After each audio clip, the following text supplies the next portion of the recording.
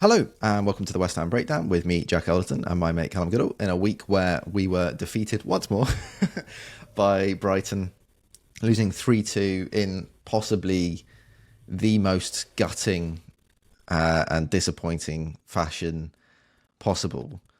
Cal, I missed the game. I think I made a wise decision. I went to see Sinners instead. Oh, nice. Did you watch it? We both watched the game. We're not going to reflect on a game we haven't seen. We watched the game. I didn't see it live either. I actually went down to Dulwich Hamlet's last game of the season, which was a 2-2 draw, and we scored. We did the reverse of Brighton. We were losing and we scored with the last kick of the game to get a draw. You've had both ends. They're safe. So that was a chaotic weekend. But I rewatched the Brighton game and instantly regretted it.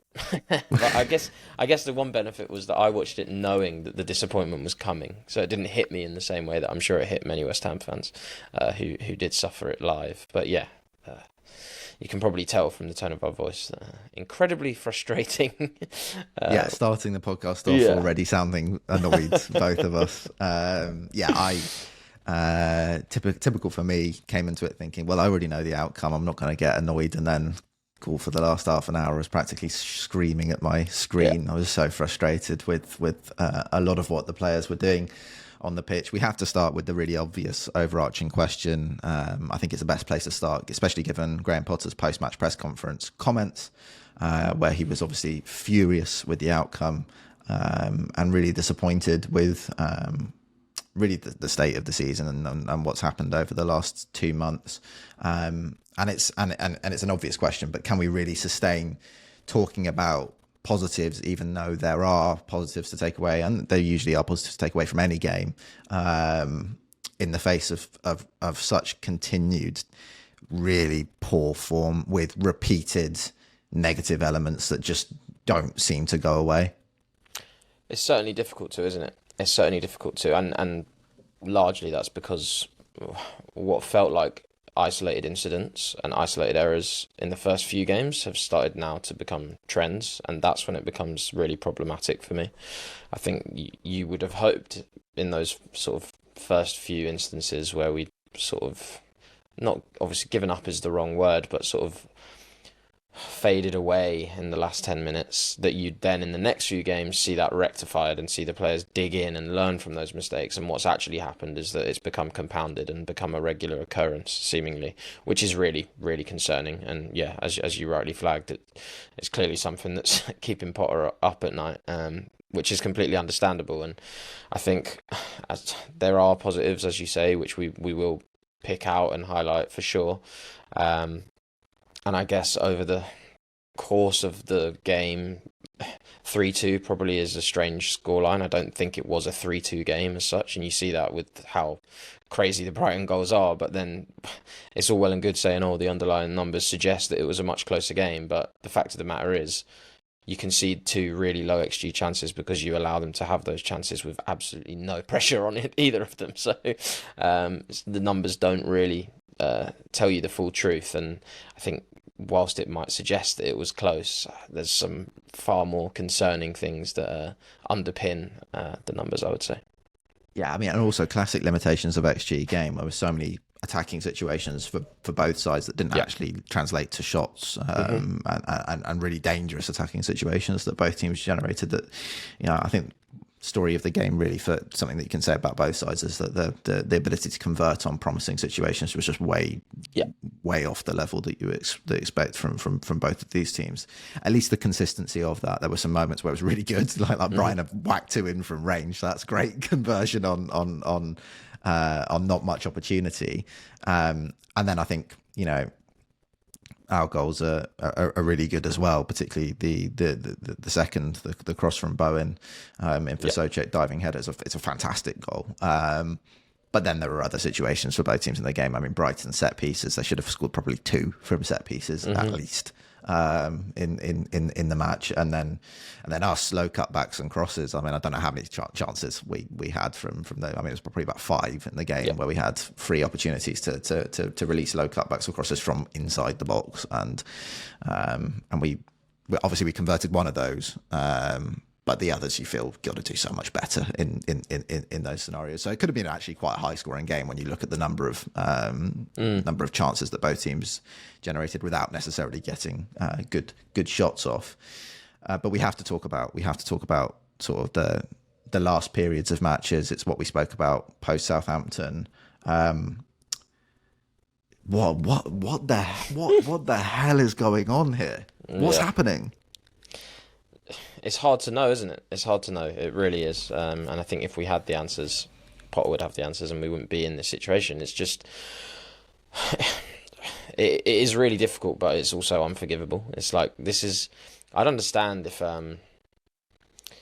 if in these final moments we were like trying to do something that a lot of this squad have never done before, and therefore because they'd done it for the last 80 minutes, it just sort of it'd run away from them. But really, you're asking them to revert to what they've been so good at for many years under Moyes, and should be something that's kind of hard-coded into them more than anything else. It should be easier for them to defend in this way than in the way that Potter's tried to get them to defend in many of the games that we've seen since his arrival. So dropping in, playing in a low block and defending your box, and sort of knowing when to step out and press, I think is the key one. Is what seems to be sort of the major issue. It's all well and good sitting in your box, but that shouldn't be sit in your box and allow the players to just have the ball with no pressure at all. If you think about how we used to defend when Moyes was here, it was sit in your box, and then as soon as the ball gets to the edge of the box, you steam out and try and nick that ball and then spark a transition. And I'm not too arsed about the sparking a transition in the final 10 minutes of the game, but at least nick the ball and boot it as far away to the opposition goal as possible, and then get ready for the next wave of attack. But yeah, at the minute it just feels weird. I don't know if it's a psychological thing. I don't know if it's a fitness thing. I would imagine it's probably a combination of two for various players. I think, let's say for Tidbo, it's probably more of a fitness thing.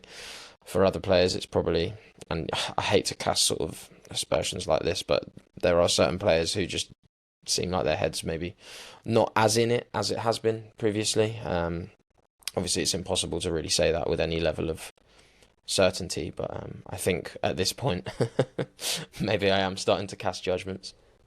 Yeah, I mean, sensational avoidance, first of all, of a bit of both there, with a combination of two. I certainly appreciated that. Yeah, I mean, I don't know what we haven't decided on a title for this pod, but I think collective amnesia might be a good shout, because I mean, these guys, a lot of these guys have done this. They know what they're meant to do in these circumstances. They know how to defend in these circumstances, and yet, like you say, the lack of intensity is just quite astonishing, really. The free crosses, never mind the free shots. I mean, free shots from 35 yards. I don't like that there's no pressure. I don't like that the pressure's too late. I don't like that. But if you're going to give up anything in that kind of defensive structure, a free shot from 35 yards, well, all right, whatever. You know, I mean, I can cope with that. The idea that two go in the same match is kind of unlikely. I would say almost extremely unlikely that would happen. But I'm definitely disappointed with the third. I think the first is a little bit different. I think we're set in a good shape, and there's a bit of space that opens up there, and he has a go, and it's actually just an unbelievable strike. Yeah. The third, I feel that's just horrendous defending from us. That was the assessment that I came to as well. No reset, no ability to defend set piece, second phase. I don't know how that even happens really. But for me, more, I mean, throughout the entire second half, I mean, how many times have you allowed free crosses into the box from deep half? When do you ever let that happen? You initiate some kind of pressure. And also, if you're going to enable free crosses into the box and you've got, 10 men back to defend these situations, then can we not allow free headers? Yeah. Do you know, and two free headers in succession in the box when you've got that many players back for the second Brighton goal. Again, much like the third goal, I don't know how that happens. I don't know how you allow something like that to happen. With the bodies back, and like I say, like we say, with the understanding of how to execute this kind of approach established over a long period. I mean, it's difficult to execute a low block well. I'm not saying it's easy to execute a low block well. It's much easier than executing any other defensive strategy, though, on paper. Yeah, and at least try and do it. Like it very much feels at the minute, and maybe this is a byproduct of sort of this transitional phase that we're seeing, which we're kind of in this fallow period where the season's over for us, and Potter's obviously trying to take us somewhere new, but at the moment can't. But we're doing the parts of it, like part of the system that we're trying to use in these closing moments of the games is to limit the opposition to shots from outside the box by blocking up the box, and we've done that successfully. And it is to block up the centre of the pitch to force the opposition out wide, and we've done that successfully. But it's those moments after, it's like, okay, well done, you've managed to force the opposition out wide. The whole reason we're trying to do that is so that we can then rush out there and win the ball there, where it's much more contested, where we've got the touchline to use against them, where there's less ground to cover. Or if you're going to be passive, I mean, like, at least try and limit the angles to cross. Exactly. At least, and same with force... the shot, right? Yeah. For the third goal, it's like, if I saw a lot of stuff about Areola being rooted, and I completely agree to some extent. However, I think it's made more difficult for him in the sense that we've not really closed down the angle of the shot at all. Baleba's got the freedom to aim for any part of the goal, and therefore Areola has to kind of be like not sort of even considering the fact that there's all these players in his way, but it's difficult for Areola to commit to one side of the goal when Baleba is able to ping it at any direction. He could pass it out wide, he could shoot, he could try and thread a ball through the middle. So that's not excusing Areola, but it's a lot easier for Areola if you press out a lot more aggressively and go, okay, right, I've closed this angle off. Baleba can only go this way now because the other angles are shut down. Then Areola can go, sweet, you lads have done your job. I can now comfortably go over to this side of the goal because I know exactly where Baleba's going to put it. But we didn't do that, and it makes it so much more difficult for both Areola, but also the defenders ahead of him. So it's that sort of chain reaction, right? It's if you're not doing that first action, then everything else falls down underneath it, really, and that seems to be where we're at. Yeah, and you can say that needs to come front to back, that needs to come back to front. It needs to come from everyone. I mean, the first player needs to be pushing out of the box and dragging people behind them, but then also the deepest player, the goalkeeper, the deepest centre back, they need to be screaming at everyone else, get out, get away from me. You know, don't be on my toes like this. And there are too many situations in the last two games where I'm looking at experienced senior central defenders who have got midfielders, forwards standing on their toes, and they're not saying anything to them. Mm-hmm. That is, I just can't understand how you allow that to happen as a senior pro. If I'm looking at an 18-year-old and a senior player is standing right next to them, maybe there's a bit of deference there to say, okay, sure, I'm not going to scream at you. Yeah. But you know, if I'm, like I say, a senior player who's got top level experience, has been in the game for a long time, and then, you know, Paquetá or Fulkrug or Kudus is standing on my toes in the box on a reset from a set piece, I would be going mad. Yeah, Get out of the way. I think that's one of the sort of... I've not said the word for ages. I used to say intangibles almost every episode, I think. But when we're looking towards the summer and sort of the players that we want to bring in, I think what has become clear to me over the last few games in particular is that leadership is something that we need to find somewhere, because I think players that we thought would step up in times like these are not doing it. There's not enough leadership across the squad. I think there's a difference between leadership and commitment as well. I think players can look committed in their actions, but if you're not in these moments, sort of, as you say, shouting from the back, then how are you able to sort of organise? Who is the organiser, really, for me at the minute? Kilman, I think, has by and large had a good season, but he's not really a vocal guy at the back. He's sort of more of a lead-by-example guy. But so many of them are. Many of them are the lead-by-example type. They can be really dominant and impactful in their individual actions when they get into individual duels, when they have to produce in their role in the team. You know, Bowen hasn't had a good game in this match, but he's produced two moments of brilliance in his individual actions. Mm-hmm. But he's not dragged the team with him. He's not played with the intensity he needs to play within the press. He's not recovered in the way that he needs to recover, to lead by example in those elements. And similarly, if you're going to be a lead by example type at the back, you know, I like that Kilman is really good in his individual actions. When the ball comes into the box, 9 times out of 10, he's got it wrong on one instance in the Brighton match. It's been catastrophic. It's a catastrophic error. Mm-hmm. But 9 times out of 10 across the course of the season, he's generally in the right place to head the ball out of the box or clear the box. And there's lots of situations in the Brighton match where he does that. Yep. But leadership is also about, right, in this situation, I'm stepping out. I'm stepping that 2 yards out aggressively, that 5 yards out aggressively, and I'm pulling the line with me. That's part of leading by example as well. You can't just lead by example only when the ball comes into your sphere. You know, leading by example is more than that too. Mm-hmm. It's also, you know, there's one thing, leadership, angry vocal leadership, telling people what's what. And there's also just kind of, all right, well, I'm not marking anyone right now. So you're the left wing back. You go out one, I'll take your man. Yeah. These very basic elements of like, I'm seeing situations in the second half. We're defending with the back five and we've got central midfielders covering the channels. What is going on? You're defending with the back five. The wide centre back should be able to cover the channel. How is Soucek ending up between Kilman and Emerson, or Kilman and so forth? That should not happen. There should be no need for someone to come back into that space. And centre backs need to be the players to go, well, I'm going to go and take responsibility for that. Otherwise, the midfielder is going to have to drift back in there and cover it. And that is part of, the lead by example types that we have. That's all well and good, but you've got to establish that across more than just when the ball comes near me, I do my bits. Yeah, and I think that's why Declan Rice's ascent to the top of the game has been so quick, right? Because as soon as he came in to this West Ham side, even at 17, 18, he was not afraid to start telling people what to do.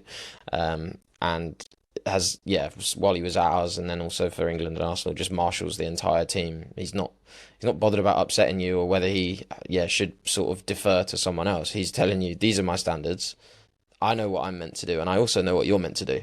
And you're not doing it, so please start doing it. And we don't really have someone like that at the minute. And I think even I'm not saying, not at all calling for him to start, but even someone like Cresswell on the pitch, not the most technically amazing player, but he is someone that from the back will be like, lad, you're in the wrong spot. Move now, otherwise I'll literally come and move you myself. Yeah, but this is what, players like O'Connor and Cresswell, they're really good in these situations. They'll have a pop at someone, get out of the way, and then they will just physically shove them. Just get out of my zone. Which I think you're getting to the point where we need a bit of that. We need players just, I'm just going to shove you out the way if you're not going to actually move yourself. Or if we're coming out from a corner, defending second phase of a set piece, players actually not just physically waving their arms saying, right, come on, let's get out. Actually just pushing the midfielders out ahead of them. Like, go on, off you go. Start with a bit of intensity, start running forward. Just we need to reset in some kind of way in these moments. When you defend with a low block, this is the last point I'll make in the top end of the pod, and then we'll go into the game, talk about the first half and different things. When you defend with the low block on something we did really well under Moyes, most of the time when we did this, is we reset teams. You defend, and it might take a while, and and then a ball eventually comes into the box. You head the ball out, you clear the box, and then you're up the pitch, and you start again from the halfway line. And then you have this whole pit. It takes a while then for the team you're playing against to get back to the final third to generate another kind of chance. And then you reset again. And you've got Antonio chasing the channels. And then, on one out of three of those resets, you're forcing a free kick. You're winning a throw-in. You're winning a corner down at the other end. You're generating a counter-attack. I'm watching us defend with a low block in the last couple of weeks when we've had to do it really deep. And when players have led by, made that decision, we're going to go and sit in now because we've got a lead. And there's just no reset at any point. You can defend on the edge of our box for 10, 15 minutes, face corner after corner, and there's no single reset. You won't get a single reset over 10 minutes of play. No striker chasing the channels. No one steps out to press. No one plays with any level of intensity. When you defend like that, on the 12th, 14th, 15th, 18th ball into the box or shot from range, one of them's going in. That is just law of averages. You are going to concede eventually if that's the way that you defend. Anyway, if anyone's looking for a southern supernatural sort of thriller horror combo in the cinema, and they're at a loose end next time West Ham are playing away, I really recommend, if it's a 3:00 slot and you can't really get the game on without exploring the internet for a bit too long, it's a good movie. I had fun. I actually enjoyed the Saturday for the first time in a little while. Right, we'll break there and then on to sort of the minutiae. All right, let's talk about the first half, and we'll talk about the change in the second half for coming on, how it affected the game, and then we just need to have basically an extended discussion about how absurd the trade-off is that the first half plays out the way that it does, and the second half plays out the way that it does. Yeah. Okay. Right. Now that the top line stuff is out of the way, let's talk about the first half. It was very, very, very different to the second half, wasn't it? It was an entirely different feel. And I will say, Yasin Ayari's goal did come massively against the run of play. We did have quite a good opening 20 minutes at Brighton. Yeah, I thought we controlled the game away from home, sort of with and without the ball. Solid, not something that we've seen at the Amex very often. And the Not one very we, often, no. Yeah, and the one we did win, I wouldn't necessarily say we had control with the ball, certainly not. But yeah, I was generally pleased in terms of like what I expect us, given our current circumstances, to be trying to do. I was kind of happy with what I saw. I felt like we limited Brighton. Like the goal they score, what can you do really? As you say, it's just a great strike. Classic that after the live show in which you said that Ayari and Baleba had an amazing season and had really impressed you, both of them coming to score against us literally days after, maybe even hours. So thanks for that, Jack. Sorry, everyone. Yeah, I felt like we knocked the ball around pretty well. I think the stats for the first half were 56% possession to 44 in our favour. Sort of matched them for shots. They were just a bit better at finding the target, but I think they only had one shot that came inside the box, and even that was sort of an effort from the edge from O'Reilly.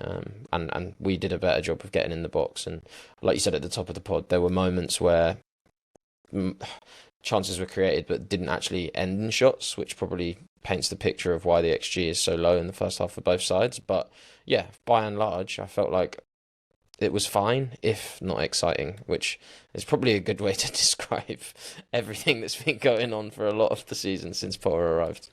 Yeah, talking about attacking situations that were really positive but didn't generate shots, I genuinely thought for a second that Kudus was going to eat Bowen when he didn't cut the ball back. I've never seen someone react so angrily to well, not in West Ham colours anyway, not in my time watching West Ham, react so angrily to not receiving a cutback. He was absolutely fuming. His head was on Mars that he didn't receive that cutback, and I'm with him. And then I was firmly against him when he didn't play a cutback in stoppage time of first half. But guess who? Jared Bowen making the same run into the same space on the other side. The revenge at the expense of the team. yeah. Like really disappointing that in two such great openings where you've arrived in the perfect situation, the exact kind of situation the manager wants us to arrive in. These moments where you arrive towards the byline with two runners in the box or three runners in the box. Different targets, defenders are being pulled around, someone arrives completely free and there's a chance to play a cutback. And the first one, I have no idea what Bowen's doing shooting when he shoots. I genuinely don't know how he's arrived at that decision. It doesn't make any sense. And the second one, I think Kudus, I think he overthinks it. Basically, I think the intensity with which he arrives onto the ball, and then he it seems to me that when he takes the touch, it's designed to sort of, I'm gonna cut it back. Yeah. But then by the time he's able to make the cut back after having taken the first touch, it's too late. The space has already been completely closed down. Had to hit it first time. We'll say lovely pass from Paquetá for the second. Really great delay and pass through the channel for Kudus, and just magnificent work from Wan-Bissaka dribbling two players to play Bowen in behind for the first chance. Lots of good work in the build up to generate those chances, but we have to be honest. For all of the nice bit of possession, knock the ball around, and control in that way. Those moments mostly in the game, those moments where we actually threatened, those moments where we actually got into the opposition half, even into the box, and generated any kind of threat, they did come from when we whacked it long. Again. Yeah.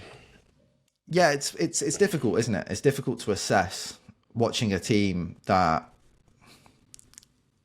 with that lineup, when you play the sort of 5-3-2 or 3-1-4-2, as it feels a bit more when we have possession, you've got the single pivot of Ward-Prowse, you're able to circulate through the centre-backs.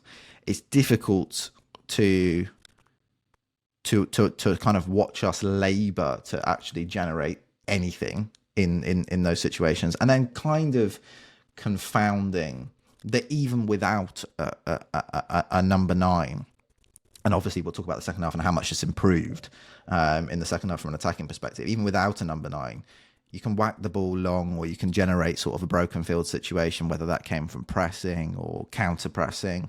Any of these moments where we were able to kind of turn the ball over or find Brighton a little bit fragmented in defence. Without a number 9, even whacking it long up to Bowen and it bounces off, he doesn't necessarily win it, but we're able to pick it up in midfield. That's when we were able to arrive in those situations. And I think it's really instructive. I know we've talked about this a lot in recent pods, but again, I think it's really instructive as to when, particularly those two players, Bowen and Kudus, come alive, that in the more structured sort of extended periods of possession, it's almost quite difficult for them to generate kind of the attacking threat that they want to, from receiving the ball back to goal, up against the centre back, or trying to operate, come into a pocket. I find that in those situations, too often they give the ball away, or Kudus might be able to dribble a couple of players, but he kind of ends up in a blind alley and the attack breaks down. Whereas if you do, if we're defending deep and someone just tonks it long, or we play the ball around the back a little bit, suck Brighton up, get the midfield and attack high up the pitch pressing, and then play it back to Areola and he just sends it. You arrive in a 3v3 with Bowen, Kudus and Soucek, generally never winning the first ball. But still, you have these sort of stings where, once every half an hour or whatever, they're able to string together a couple of passes and generate a really serious chance. And it's a bit concerning from the kind of more structured possessional point of view, because even if losing 1-0 at halftime, I don't think was really a fair reflection of the game in the first half. Brighton convert 2 long shots into 2 goals. Yes, one is disallowed, but very marginally disallowed. Really terrible parry actually by Areola right back into the danger area, which he did 3 times in the game.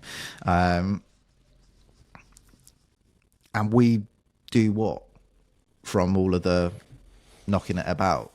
It's good if you can completely neutralise, right? If you can make sure that absolutely this is going to be, we're never going to concede when we play this way, and then okay, we're going to really struggle in attack, but those 1 or 2 chances that we might generate, we're going to be able to convert. If you're not converting enough, if you're not converting reliably enough in those situations, and you still have the kind of frailty of maybe a keeper that can make a mistake, or defenders that are making mistakes, it's a bit of a disaster to have all of that control and then come in still 1-0 down.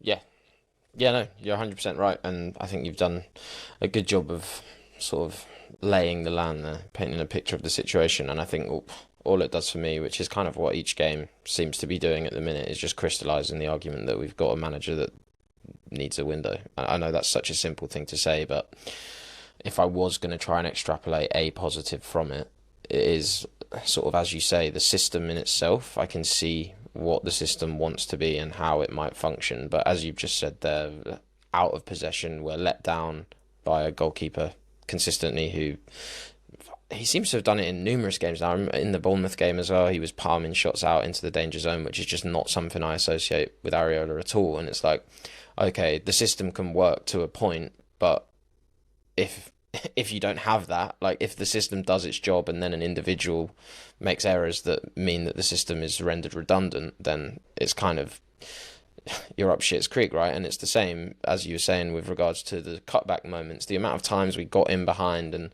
failed to make that right final action, or the amount of times we sort of got in behind, played it back to the edge of the box, and sure, we see it for the goal. Bowen receives it on the edge of the box and crosses it to the back post, which is something we know from a tactical point of view is something that is absolutely worked on every week on the training ground. We see it in most games. We see those chances arise, but they're just either not executed from that point that the moment arises. It goes back to someone else instead of going into the box, or these moments, it's like the system is doing its job, it's creating these moments. But again, just as with Areola, at the other end of the pitch, sometimes it just falls at the feet of the wrong person, or the decision making is not 10-10, and a system that could be working really well is just falling and then is making us look way, way worse than perhaps we would be if we had the right decision makers in these moments.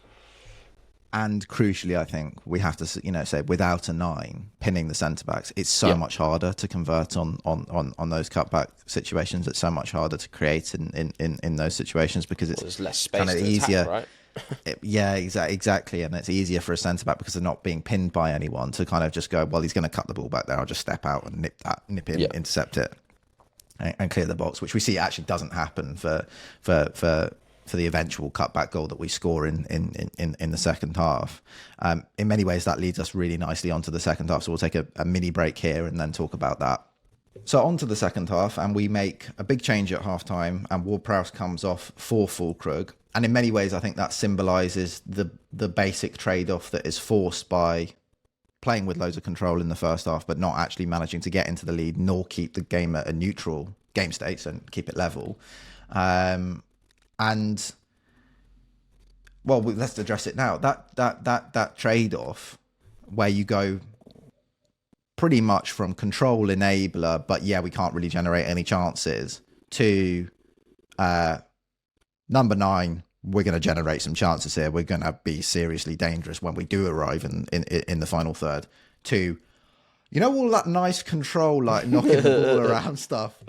That's gone. That's gone completely out the window. That's just a ridiculous trade-off to have to deal with, isn't it? Yeah. Yeah, it's not a good place to be in at all. It's not a good place to go from. I think our possession share dropped by 21% in the second half. We only had a third of the possession in the second half. And sure, we created 4 times as much XG, but so did Brighton. So where's the gain? There's no gain. Like, you lose all of the ball and Brighton are still as dangerous as you are. And therefore it's like, well, there's no net positive here. It's like it's sacrificing, not for the sake of sacrificing, because obviously you have to find some potency somewhere, but it's a horrible position to be in, that you're saying, all right, sweet, we basically have to fight fire with fire is not even the right thing, because we're not fiery. We're not fiery. It's like, let's fight water with water and just see what happens. But we're not fluid either. So we're just not. There's just no element. I don't know what we are. Are we air? Are we earth? Lord knows. But it should be. At least, air's even got a bit of heft, Yeah, occasionally. Exactly. But it's the fact that we're trying to have to. It's just gamble, really, isn't it? It's like we're taking that gamble where we're going to cede control and just hope that sort of in this isolated micro condition that we will in this moment be able to outscore you, basically. And that just doesn't happen in this game. And it's just so unbelievably unsustainable, because what's to say? Well, we know this isn't a one-off now, because we've seen it happen so many times, and 9 times out of 10 we've lost that gamble. So it's just a shit situation to be in, that really, with the makeup of the squad at the minute, you don't really have another choice but to just roll the dice week in, week out, and hope that one week you roll the higher numbers. But unfortunately, that just isn't happening. Well, it just so neatly captures both ends of the scale, doesn't it? The first half you try and neutralise, you try and keep things as limited as possible, you try and control, you try and do things in the right way so the system actually enables you to get the right result, but the execution just isn't good enough to be able to come out with the right result. And also, I think the system in itself, I don't think that's an ideal system for us, but it's forced by the limitations in midfield, right? Because you have to have 3 to do 2 people's work. And then that takes one out the front line. That makes Bowen and Kudus worse. And then you're in this situation where it's just not quite good enough to be able to produce at the rate that you need to. And you require, actually, it is worth saying this, we're criticising execution, but you require really high level execution to be able to overcome those conditions. I think it's pretty evident that without Wan-Bissaka doing what Wan-Bissaka has been doing from an in-possession point of view over the last 2 months, there would be niche when we're trying to do that. I mean, when we lost him, there was niche. I mean, it kind of is a non-starter without him, because he does so much work to beat players, take players out of the game, and translate plodding side-to-side possession that exists between the 3 centre-backs, the 2 wing-backs, and Ward-Prowse mostly, with also Paquetá doing a lot of dropping in to help, into, well, actually now I can go receive the ball wide, beat the first player pressing me, and then go and dribble past someone else to now we can seriously attack. Which again, that's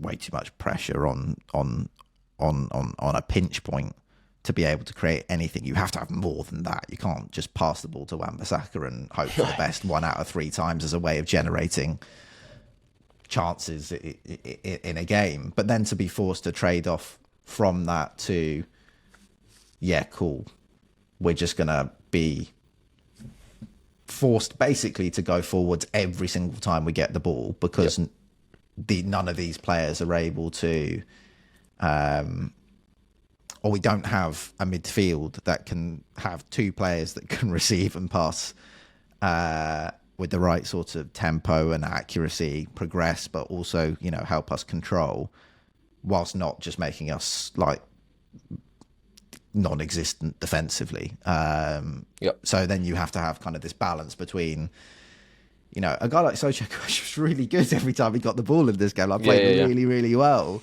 when he got the ball. But he's not going to be able to replicate the kind of work that someone like Ward-Prowse does, or like a Lanzini might have done previously, or like a Mark Noble would have done for us in previous seasons, or even, you know, down to like guys like Pedro Obiang, who was able to just play that kind of role, you know, close to the defence, bounce it around, and then try and progress play. You know, and actually, in many respects, I think Paquetá and Soucek did quite a good job of what they were trying to do. But there was no aspect of control whatsoever. And every time we go back, Brighton are able to engage and press. And then because we don't have a keeper that we can go back into and sustain possession, every time you go back to the keeper, it goes long. Half the time when you're going back to the keeper and it goes long, he's not actually finding anyone because his long distribution isn't that ideal. So it becomes really difficult to be able to play with any kind of control with the ball. Simultaneously, I think it's worth saying that you know, defensively, I think we should have had a lot more control than we did in that second half. I mean, it's just not good enough to say that you go to a 5-4-1 and okay, you lose defensive control. I'm sorry, it's a 5-4-1. You should have some level of defensive control here. You should be able to at least, you know, stop supply into the box being totally relentless. That just shouldn't happen. And we'll go into the minutiae there. But I think in the first half, you're very reliant on some individuals to provide moments of magic to help translate a system that's doing a generally good job of providing some sort of control into something that can actually win matches. And then in the second half, you become actually completely reliant on the individuals. Now it's all on at both ends of the pitch. Can Bowen, Kudus, Fulkrug, Paquetá, Emerson, Wan-Bissaka, the players that are arriving, Soucek, into the final third, can they really produce when they get into these situations? Because they're going to be less often, or at least less structured, and they need to really be able to convert in those situations. The efficiency of their actions needs to be really, really good. And then defensively, it really becomes, and again, it shouldn't be this, but it becomes like suddenly all on the centre-backs. Can they win these duels in the box? Can they get their positioning 100% right 100% of the time and always be in the right place, always clear the box and all of that stuff?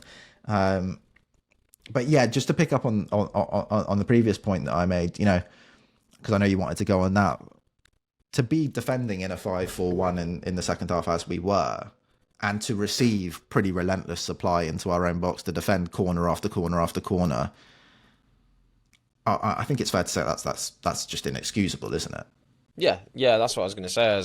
It kind of brings the point sort of full circle, really, and sort of highlights for me how difficult it must be for Potter at the minute, because like he's coming up with these sort of systemic solutions that are having to be made because the sum of the individuals basically is not high enough. But it's like, well, when the solution is a system that's meant to safeguard you, you've put extra centre-backs in there to defend your box. You put extra men in deep areas because your goalkeeper's not comfortable on the ball, so you're trying to give him more outlets and you're trying to help him with the building stuff that you want to do from the back. But ultimately, all of that's getting bypassed anyway because you're still going direct. And because that's even the point the of only the way system. That you can actually attack. Because your defenders, okay, even if you get them on the ball, you've only got two midfielders ahead of them now, and none of them they're not in their best condition to actually be progressive anyway, and arguably one of them isn't even progressive regardless. Then it's like, okay, brilliant, we've built this system to sort of hopefully come up with a solution, but the two things that the system's meant to be good at, which is added security at the back with more players both in and out of possession, and neither of them are happening. You get to a point where you're like, well, what's the point? Should we just go with more up top? And it must be so unbelievably frustrating because in theory, and I know the game's not played in theory, of course it's not, but like from a tactical point of view, some of these changes that he's making should work, but then it's just like the knock-on implications of certain moments not working, or certain weaknesses of players meaning that certain parts of the system don't work, mean that the system is sort of in itself pointless, and it's so impossible to know what the actual solution is because there doesn't seem to be any workaround at the minute. And like you say, if it is, we just arrive at a point where we just have to pump it long all the time again, then I'm just like, well, what is the point of having the third centre back? Because you're not defending your box well anyway, and you're not building up from the back. So what is the third centre back really doing there? Like, do you then just scrap the system up and start again? I think in many ways it captures the point that I've been trying to make on the podcast for most of the year, right? Which is that in theory, the ideas to be more dominant, to be more able to control games with more possession, all of these things are good ideas. They're sound fundamentals, they're sound principles to convert into a team that's able to more consistently compete in the top 8 in the Premier League. Doing that is an altogether different thing, and it requires a level of execution and ability in every department that is way beyond the level that is required week to week when you don't attempt to do something as challenging or as complicated, which is not to speak negatively to any system that is maybe a little bit more simple, that is maybe focusing on defending in a like a 4-4-2 or a 4-2-4 mid block and looking to generate attacking situations more directly in transition. And those systems are limited in different ways and can generate in themselves boom and bust cycles where you have a season where things fall for you get into the right situations, you get ahead in games and you're able to defend well and you're able to do kind of what Nottingham Forest had done this season, or what we did in previous season. And you also get into seasons where you're not getting the first goal often enough, and you're behind the 8 ball all the time, you haven't got really a way to react, and you end up down towards the bottom of the league as a result. I think my issue with the theory only goes so far if you've got money to cash to burn. Like, as in, the theory only works if you can just consistently, like Man City, things go wrong. All right, we'll just spend loads of money to improve the level across the squad so that we're able to recover into the position that we know we should be. If you can't do that, especially if you're a club like West Ham or Everton, where the money that you spend is often quite a lot, and then you're very committed to it for several years. And it's difficult to get out of a situation when you've really committed to certain players because you go for that kind of high quality, sort of just under the top 4, top 6 level of players that you think can break that. I think it puts you in a really, really dangerous position where you can kind of get stuck towards the bottom of the league because you just can't execute at the level that you need to be at compared to other teams that are maybe trying to operate with similar principles or similar ideas, but maybe just have a longer track record of building it over time, or have a more extended scouting network, or have more possible solutions. If you have a really good data setup or a really good scouting network and you've got a problem in midfield and you can just go and whack, I don't know, Yassin Ayari or Diego Gomez into your midfield, it helps, right? It helps if you can do that. If you're West Ham, and the solutions are 9 out of 10 always going to be, well, let's see what Monaco have got. Let's see what Dortmund have got on the fringes. And we're going to try and do that. And it doesn't go well. And obviously it's not then at 5-10 million, it's at 30-40 million. Then it can be absolutely disastrous. Yeah. And I think that's where, there needs to be a bit more synchronicity between, okay, what are our preferred theoretical ideas, but then also in reality, how do we have to deal with today and tomorrow, and how do we get the most out of what we have, right now in order to manage some kind of transition? And it's not that there shouldn't be a transition, it's just that the management of transition is the bit that always seems to go wrong for me, especially when teams that have bigger resource, but not necessarily the biggest resource, attempt to do this. I think it always becomes quite challenging, obviously also compounded by high expectation. If expectation is high, it becomes really difficult. You can't afford to say, well, we're managing a transition and we're going to finish 16th, 15th and 16th again, but then we'll be in a position to actually compete. You just can't really get away with that. at a West Ham or an Everton or a Man United or a Spurs. It's just not really possible. Small element that I do want to pick up on, and I'm sorry because it kind of brings us towards the end of the podcast on quite a negative element on a single player. But I am quite disappointed that, the proposed ideas in the second half to try and press with more of a 4-4-2 and then recover back into a 5-4-1. Well, it's not a single player. I mean, I should talk about the front line. There wasn't enough intensity in the front line to enable that. There wasn't enough of a recovery then from the front line to help us when we're transitioning back to the 5-4-1. I thought too often, particularly Bowen and Kudus, if they'd gone somewhere else in the press, so if Kudus is dragged across to the right-hand side when he's pressing, or he's helping defend when we're in non-pressing structure, and then we're recovering back into our 5-4-1, you see situations with both him and Bowen where almost like back turn to play and walking back towards their slot in the shape. You just cannot have that. That's got to be more... it's got to happen at real speed, or you've got to have a midfielder say, look, I'm covering that slot, you just get in here and fill this gap for the moment. But there's not any of that, which makes it really difficult. And then following on from that, at 40 million cost, with a really good reputation as one of Europe's best centre-backs, I still find it really difficult to watch Tidbo not cover two zones, because one of the big ideas when we signed him as a wide covering kind of freak, one of the best guys about at that, would be that we can do this, that we can play with a back five and then shove him out to right back when we're pressing, and he can just get out there and do that job. And yet physically it's just not happening. He just cannot seem to cover that amount of space and dominate in both areas. And there are also situations mentally where I'm watching him, he goes out to the wide space, he actually does the job of covering. Okay, now there's a throw in or whatever to Brighton. Now get back into your slot at right side. He's still in right back mode. It's yeah. Well, no, but there's a right back here now. You're standing on each other's toes, and there's 20 yards gap between you and Mavropanos. What is going on here? Yeah, it's painfully frustrating, isn't it? It's so difficult. I think you're right with Tidbo as well. Like, we watched a lot of him before he arrived, even before he'd been linked, really, probably the season before, as someone that we were looking at on the come up as a potential option. And I think we were both pretty excited when we actually landed him, because it felt like a move that shouldn't have happened. It felt like he was destined to go to someone a step above us. And I'm now caught in two minds of like, is this why he ended up with us? Or is this a player that needs a full pre-season who isn't fully fit? But I just don't get how... I don't know. It's April, man. Yeah, that's what I mean. It's the 29th of April. He's had...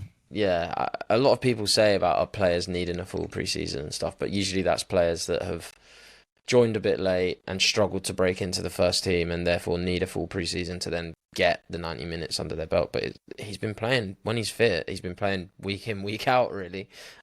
Whether that's because he's first choice or because he's one of the only centre-backs that's sort of seen good enough, as being good enough to fit into the 11. But yeah, it is really difficult. It's really difficult, and some big question marks. But I think ultimately all the factors that we've talked about, right? Whether that's recruitment, whether that's sort of having to overspend, whether that's having to go and find Yasin Ayari's, whether that's Todibo's fitness, whether that's Fulkrug's fitness, whether that's people needing a pre-season, whether that's us assessing the players that are actually capable of playing Potter's football. I'm scared about how much hinges on this summer. It's too much. That's my concern. There's too much. There's way too many. Once Tidbo's had a great pre-season, he'll be sweet. Yeah. Once Fulkrug's fully fit and got a pre-season under his belt, he'll be a starting striker for us week in, week out. Once we've got rid of 8 of the starting 11 that can't play Potter ball and brought in another 8 players that can, we'll be sweet, because it's all going to click. And I don't know what the percentage chance of it really clicking are. But I can't imagine it's high because there's so many factors. Yeah, this is why I've been saying, at what point do you step back from it all and go, well, okay, yes, the ideas behind this were good. The motivation behind this, it wasn't all good, but there was some good in that whole set of ideas that launched this sort of initial transition. I would say in the 2022-23 window, Naya Fagur, Thilo Kehrer, Gianluca Scamacca, et cetera, et cetera. At what point are we capable of taking a step back and looking at it and going, is this not working? And if it's not working, it's not that if we stop here, if we press pause, that we can never come back. It doesn't mean that. I think, it's just putting the brakes on, you right? Can it's not press stopping. Pause. Yeah. Or just even slowing down. You can press pause for a minute. Yeah. Yeah. And say, okay, we've got some good pieces here. Let's try and get something out of those guys. And let's not go at another summer and go, whoa, we'll change the whole squad and everything will be fine.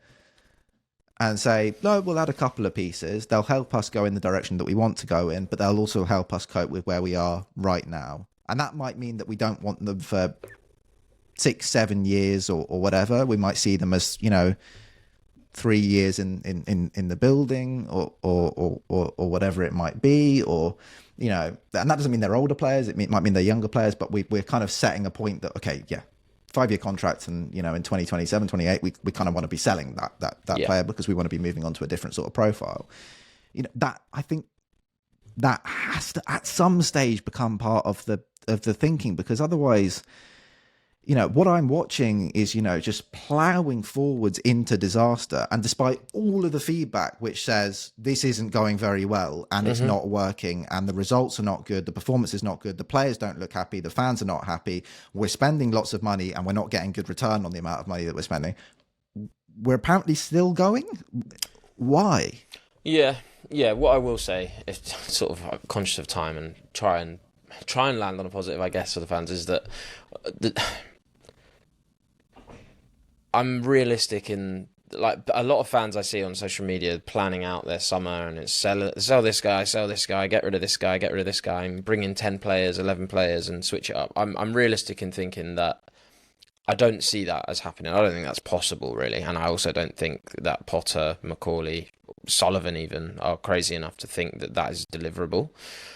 What I will say is that I think, or I have confidence, maybe it's unfounded, but I have confidence that whatever amount of work we are able to do over the summer, that Potter is tactically intelligent enough to look at whatever stage the squad gets to on this journey to wherever the end goal is and work with the group of players that he's got, right? Like, he's come in, he's looked at the squad that he's got now, and the difference between him and Lopetegui, I guess, is that he's come in and Lopetegui had his ideals and said, I don't have the players, but I'm going to do it anyway, and they'll learn. Whereas I think Potter's come in, tried his ideals in the first few games. We had some good performances against Chelsea, a good performance against Villa, but he's quickly realised and then gone, actually, the safest thing I can do is sort it out at the back, neutralise the game state to some extent, and limit on both ends and just accept that compromise.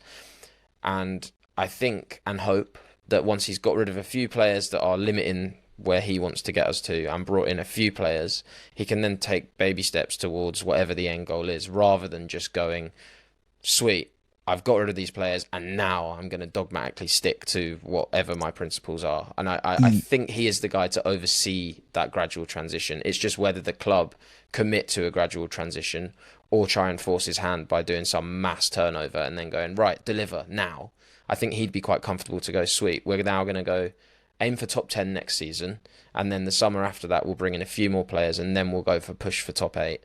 I think he can do that, and I think he's fine with doing that. It's just what the appetite of the club is versus what his sort of realistic delivery method is, I guess. Yeah, I think he is capable of managing transition. He needs to produce better results in the basic fundamental elements of being able to do some of those things that he's reverted to, because otherwise, you can't. Yeah, you've neutralised certain elements. There's a bit more balance. There's a bit more of, a lot of stuff makes a little bit more sense than things did under Lopetegui. But ultimately, you're not winning as many points, even if 100%. Things make more sense. 100%. And that needs to improve. And also, there needs to be a bit of. Players are not good right now, and the motivation for there needs to be a change in the squad is correct, but there needs to be a bit of any manager in this kind of situation, almost any manager comes in and goes, well, we need to just rip this up and start again. I agree, but I think with him it's like you say, I think the results have to change for sure, and I think once you get towards January next season, and if it hasn't changed, you start asking questions.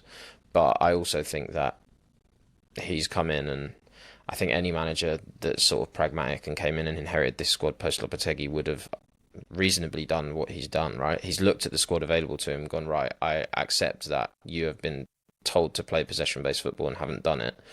What are you guys good at? What's going to get me through to the end of the season? Well, this is a bunch of players that have shown that they're decent at defending the box and they're good in transition. And he has, more than we would have expected, allowed the players to try and do that. And unfortunately for him, has been let down, really, by their inability to deliver on what we all thought they would be good at, even whether that's against his own principles. So I think there is some... We could talk about this. We could talk about this much longer. And I think we should. Yeah, let's pause here because we've got more games to cover this season, and I'm sure the conversation will remain the same. And we also have extra time where we'll continue this conversation. I think it's so difficult, I think, to identify. Are those things systemic? Those moments of direct attack and transition, or are they breakout moments where we're able to execute those things well because that's what we do, and when we're pressed and we're forced to go more direct. But we'll explore that further on extra time. We're also going to talk about individual performances. There are lots of individual performances to speak about in more depth. We kind of hinted on Tidbo. We hinted on the impact that Fulkrug made when he came on in the second half, and talked a little bit about Soucek, but we've got so much more to talk about with this match on extra time. So join us over there, patreon.com/Analytics United. First 7 days free. We would love to see you there right towards the end of the season. We've got lots of exciting stuff lined up, even if things are not particularly fun match week to match week. Whether that's Q&A where you can get your questions answered, where we'll go into depth on whatever you want us to explore, or whether that's preparation for the summer and this proposed transition turnover in the squad, and actually looking at, okay, what players do we then need to bring in? Those are things we're working really hard on at the moment, and will be coming out over the coming weeks. So yeah, we'd love to see you over there. And if not, we will see you next week on the pod. Thanks, Cal, and see you then.